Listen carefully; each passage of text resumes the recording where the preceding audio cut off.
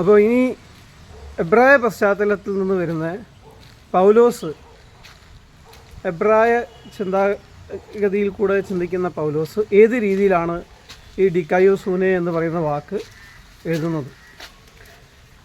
അപ്പോൾ എബ്രായർക്കിടയിലുള്ള ഡിക്കയോസൂനെ എന്ന് പറയുമ്പോൾ അത് സെദാക്ക എന്ന് പറയുന്ന, സാദിഖ് എന്ന് പറയുന്ന, സെദേക്കി എന്ന് പറയുന്ന എബ്രായ പദങ്ങൾക്ക് സമമാണ്.